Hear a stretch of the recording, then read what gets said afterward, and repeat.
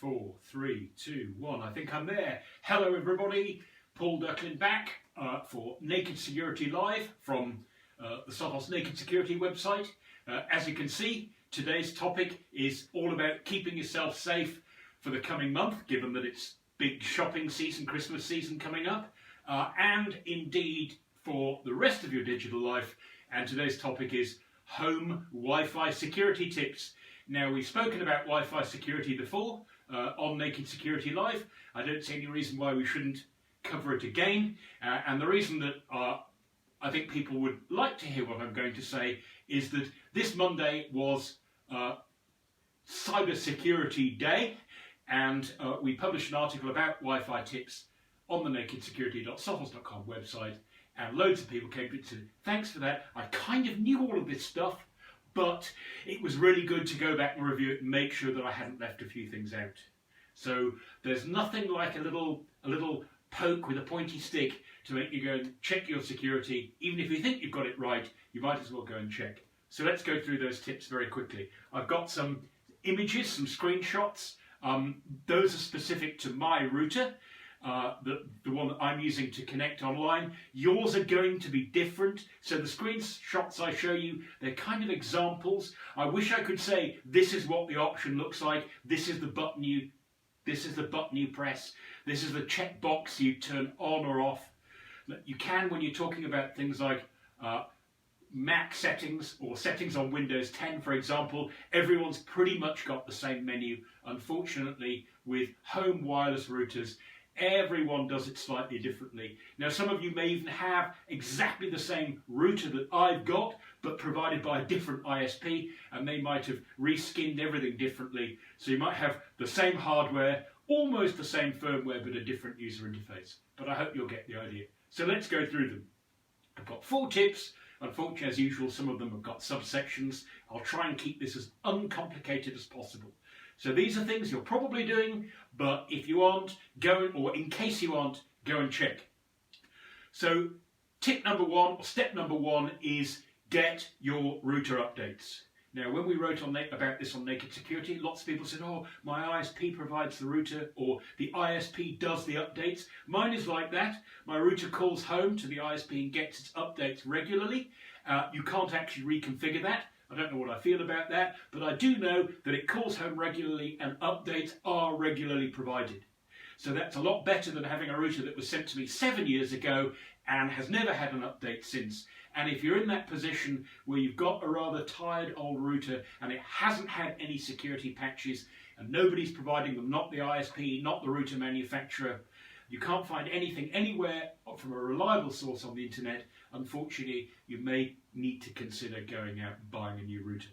So get those updates. We've often said, hey, use things like the shift in daylight saving, or a festival that's big in your life, whether it's it could be, oh, Christmas is coming, or Easter, or Kwanzaa, or daylight saving. If you shift the clocks, that's a great time. You know that the authorities say, why not check the batteries in your smoke alarms every time you change your clocks? It takes you 5 minutes. It's kind of worth it. And so it's worth doing that, particularly when you think you might be doing a bit more stuff online for yourself, e.g. Retail season shopping, festive season shopping. So tip number 1, get those updates. And tip number 2 is go in and check if you like, the cryptographic protocol settings that you have enabled on your router. And in particular, you're looking for the way that your wireless network encrypts its traffic. A lot of people go, why do I need to bother encrypting my wireless network at home? It's just little old me, who cares? Well, there are 2 big reasons. One is that everybody actually has things that they need to keep private. Even if you don't care, you might have a requirement, even a legal requirement, to keep some things to yourself, or you might have a contractual need. For example, things like banking passwords and banking pins. Your agreement with the bank is you will not give them away to other people, at least not too easily. So even if you're not big on privacy for yourself, there are things that, and even if you think you've got nothing to hide, there are still things that you need to keep private, because that's not just important for you, it's important to everyone. So I recommend, well, the second reason, of course, is that many of us now, we're working from home. So even though it's our home network, we're kind of doing work stuff on it.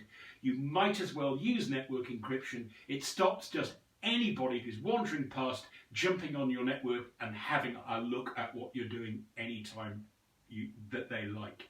It's really easy to set up wireless encryption, and the recommendation that we give obviously is to use either WPA3 if you have a router that supports devices that can, but generally what you're looking for is at a minimum is a thing called WPA2.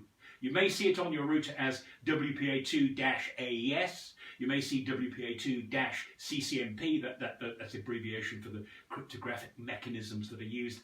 And you may see WPA2-PSK. PSK simply means pre-shared key. That's the network password that you choose on the router and that you choose on your devices. I'll show you very quickly. This is what my router looks like when I go. I have to go to the, on mine, there's a button for wireless settings. I hope you can see that.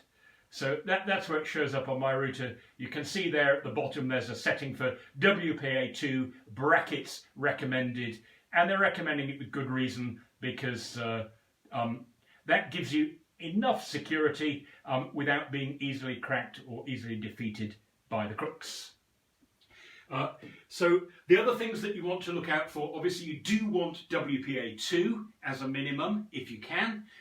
That's important, but there are three things that I'd like to recommend that you look out for in your router's interface. And I had to go looking in mine. When I got this new router, I had to go looking to find out where they were.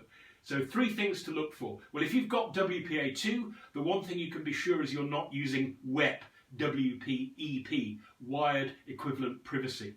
That's the old style Wi-Fi encryption system from many years ago. Some people still use it. In fact, if you go back a few years, people who were using a more recent system, many people switched back to it when they bought the legendary sort of cult gaming console Nintendo DS Lite, because it's all that the DS Lite supported. And so if you've got an old router, you might, and you're still using WP, WEP, Wired Equivalent Privacy, please don't, because cryptographically it's completely insecure. A crook who's sitting outside watching your network packets, after a few minutes they will have collected enough data that because of cryptographic flaws in the way WEP is implemented, they can actually work backwards from the encrypted data to the encryption key. You're not supposed to be able to do that. No cryptographic algorithm is supposed to allow that to happen. But due to flaws in WEP, which can't be fixed, the algorithm itself is defective. So don't use that. And if you've still got an old router and it's still using that system, then don't. Just very quickly, you'll notice when I clicked on my router, when I click to wireless security settings, I get a menu that looks like that. You may see something, you see that's the selected one is WPA2. It lets me have WPA-Auto, which I think means if I have devices that will only do older school WPA, it will kind of fall back. And none, well, that's if you genuinely don't want any encryption at all. I don't recommend that. But you will see on my router, it doesn't even bother trying to support WEP. You cannot use it for the reason that it's insecure. And most modern mobile phones, if you're using your phone as an access point, they just won't let you choose WEP. If you are using it, stop doing so, because it's actually worse than using no encryption, because you think you're secure, but you are definitely not. The other two things that I strongly recommend that might be on, sometimes by default, but I recommend you turn off. One is called WPS. I think it's Wi-Fi Protected Setup. On my router, it's actually on the main wireless page. You see, I showed that page before. There I've highlighted it. On mine, I've turned it off. Quite where you find that WPS setting, you'll have to go digging around. I suggest you set it off. The idea of WPS is when you need to pair a device, maybe one that doesn't have a keyboard, or you don't want to type in the long and complicated password that you've chosen, it gives you a short period during which you can use essentially a one-time 8-digit code to connect a device to your network, and that code works for that device and not thereafter. And you'd imagine with 8 digits, that's 1 billion combinations. If you've got the device, if you can guess 100 a second, you can imagine it'll still take you absolutely years to try everyone, even if you press the button that enables WPS temporarily. The problem is that when WPS was implemented, those 8 digits actually First, you can guess the first 4 digits, which takes you 10,000 guesses at the most. Then you can guess the next 3 digits, which is only another 1,000 guesses. And the 8th digit, guessing what, is a checksum of the other 7 digits and is uniquely determined by them. So instead of having 1 billion guesses to keep the bad guys out, it turns out that you can jump into somebody's router if they have WPS enabled and are trying to pair a device. A crook outside only needs to try 11,000 combinations instead of 1 billion. So they can crack your router 10,000 times faster than they're supposed to be able to. So unless you know what WPS is all about and you know that you can't live without it, turn it off, because that, like WEP, is cryptographically, the design is fundamentally flawed. And the other thing that I strongly recommend you turn off, unless you know what it is and you know you need it, is a thing called UPNP. You can see the setting, there's the setting on mine. On my router I had to dig around, I had to go to Firewall and Advanced Settings Firewall Configuration. It'll be different on yours, I'm sure. And you'll see there's a thing called UPNP, and I have turned the whole shooting match off. And if you read what it says, Universal Plug and Play enables a wide range of devices and applications like games and messaging to connect to each other and work together. Now that sounds delightful, doesn't it? The problem is that if you're not careful, a device that you plug into your network on the inside could end up convincing your router that the best thing in the world would be to help people outside your network find your way in, because that's what that device is all about. And that is almost certainly not what you want. I haven't got a screenshot for the last thing that I suggest you check, but many routers have an option called remote administration. It allows you to connect in from outside, typically just using a web browser, and connect into your router and log in with your router password from outside your network. You probably don't need to do that, particularly if you're in lockdown, probably managing your network from inside. And unless you know that you need somebody else, like a friend that you trust, to connect externally to help you manage your router, you absolutely want to turn remote administration off, because if you don't need it, there's no point in leaving that port or that little security hole open where crooks from outside can try at will to log into your network and hopefully guess your password. So those are the settings you want. The main one is WPA2, yes. WEP, definitely not. WPS, avoid. UPnP, Universal Plug and Play, avoid. Remote administration, off, unless you know you need it. There are 2 more tips. I'll go through those quickly. The third one, because I talked earlier about pre-shared keys and network passwords, I'm sure you can guess what this one is going to be. My good old favourite Peter pickled pepper, or whatever it is, my favourite alliteration, pick a proper password. There's no point in having a WPA2 security turned on and a password that somebody outside can guess anyway. You can consider it unlikely that someone just passing your house might want to connect to your network, but if you can keep them out easily by picking a password that they aren't going to guess, if you can stop that nosy neighbour or the guest who's visiting your nosy neighbour from joining your network just to have a look around, that person could be a creep for all you know. Why wouldn't you try and keep them out? Because it's so easy to do so. So don't go, oh, well, it's only a Wi-Fi password, it's less important than the rest.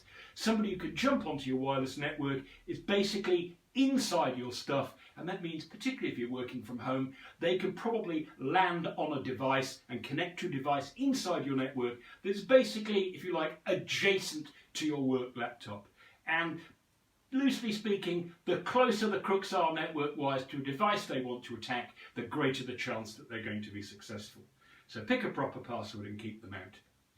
And the last tip is review the devices that are on your network now and that have connected to it recently. Now, how to do that? Again, that depends on your router. I'll show you what it looks like in mine. Mine has there's a thing that says review devices. There's like a button show devices, and it comes up. Mine comes up with a list something like that. You can see I don't have many devices. I actually removed some of them to simplify this. But there's a scroll bar on the far side which lets me go up and down through to the devices. The green ones on mine, those are devices that are connected. One it recognises as a phone. That's actually the phone that I'm using to do this video on. And the other one's my laptop. I've blanked out the names of those. And the other 2 are devices that have been on the network recently but aren't actually connected at the moment. Those are just 2 Raspberry Pis.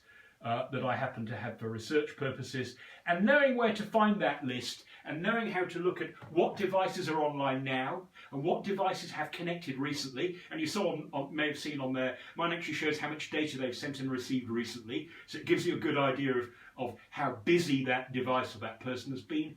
Why not learn how to find that on your device and how to review the devices that are on there? And if you find someone's using your network that isn't supposed to be, like maybe you told your neighbour the network password ages ago and you forgot all about it and they're still using your Wi-Fi, possibly innocently, their computer's just connecting, or maybe you had a friend who came round and you think, well, I don't really want them on the network anymore, I can see their computer's there, then that would remind you, I probably need to change my password. It also means that on many routers, you can, if they are online now, you can actually go and kick them off and stop them coming back in. The other thing that you'll find when you review devices, you will see a list of all the so-called IoT, the little cute devices that you connect to your wireless, like webcams, baby monitors, internet doorbells, all that kind of stuff. You'll see those, and a great reason for looking through that list is you could very well find some kind of device that you're still using because maybe it kind of has some function for you, but you don't actually want it connected to your Wi-Fi network live, and you thought you'd switched it off and you hadn't. So for example, let's say I had a smart TV that you decided, I'm going to put that in the spare bedroom, the kids can use it, but because it has internet capability, I don't want them using it to go online without my supervision, so I'm going to turn it off. If you see that it's still connecting to your network, then you know that you made a mistake and maybe the setup wasn't quite what you want. So learning how to review your devices is important. So I'll go through those tips again, and then I'm just going to say 2 more things and we're done for this week. So the first tip is get those router updates. There should be a way on your router that you can either click for updates or see when the last update was applied. If you're not getting updates, you haven't had them for years, it's not a good sign about for your ISP or the person who made the router. You might want to consider another. The second one is, as I mentioned, learn how to check all the security, or if you like cryptographic, the protocol settings on your router. So you're looking for WPA 2 if you can, or better for the network encryption. You're looking to avoid WEP, you're looking to avoid WPS, and you're looking to avoid universal plug and play. You're also looking not to have remote administration, not to allow remote connections to the management portal on your router unless you know you really want to let outsiders get in. Otherwise you're just inviting crooks to have a little poke and see what they can do.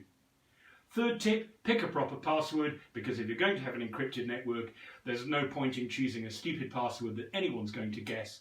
You don't have to enter Wi-Fi passwords that often. Once per device is usually enough, and maybe if you reset the device you have to re-enter it. So it's not as though you need to type in that password every single day, so you might as well make it a good one.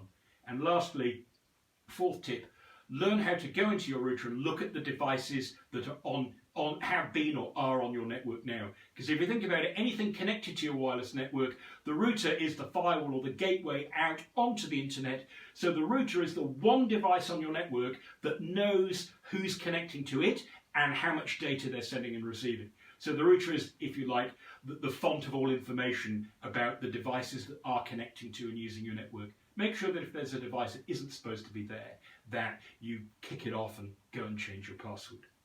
So those are the 4 tips. Just 2 more things to mention, because we put a 7.5-year-old video in the article that we published on Monday on the Naked Security website. It's a video I made 7.5 years ago, busting wireless security myths, and it seems there are still some people who think that there are things they can do to improve security that don't. And the 2 things I want to mention, if you go to that article, just look to Home Wi-Fi Tips on Naked Security, and you'll see the video, go and watch it. It's quite short, just a few minutes. And the 2 things I want to bring to your attention is that many routers allow you to turn off the network name so it doesn't get broadcast to the world for people to pick from a list. And lots of routers allow a thing called MAC address filtering, which says only the following network devices are supposed to get on my network. Both of those can be very convenient because they stop you or other people connecting to your network, and they stop devices that you've just purchased connecting to your network by mistake until you authorize them. They're great for safety. So you're not, if someone clicks on the little Wi-Fi icon on their laptop and you're hiding your network name, your network won't show up on the list. If you bring home a new internet doorbell and you just say connect to my network and you put in the password, it won't get on until you've gone into the router and said, actually, this is the device I want to allow. The problem is that those settings give you safety, they do not provide security. Because both the MAC address, which is the unique network identifier of each device on your network, and the so-called ESSID, or the extended station set identifier, network name to you and me, both of those things, which are meant to be unique either for each device or for your network, they are broadcast unencrypted in network packets as part of the way that Wi-Fi works. So they are not meant to be used as confidential or secret data. Don't use them to create passwords, because when a device is on the network, it is telling anyone who wants to use network sniffing software what its MAC address is, and your network is telling everyone, if they want to dig in and have a look, what your network name is. So the device may not be able to connect automatically, and people may not be able to join your network just by clicking a button, but the details about MAC address and network name are not meant to be secret, and they are not actually secret. So like I said, they provide safety, they do not provide security. So never use MAC address filtering or network name hiding as a replacement for picking a proper password, using WPA2, or doing all the other stuff that I mentioned. So there are the tips, folks. I may have made them sound quite complicated. There are quite a few of them, and I wish I could tell you how to do those settings in your router. Unfortunately, you're going to have to do a little bit of exploration. Hopefully the images, the screenshots I showed you from my router will give you enough of a hint to find those settings and check them in your own router. So for cybersecurity day, cybersecurity week, cybersecurity month, cybersecurity lifestyle, please get your home Wi-Fi security in basic order, because you might as well keep the crooks out.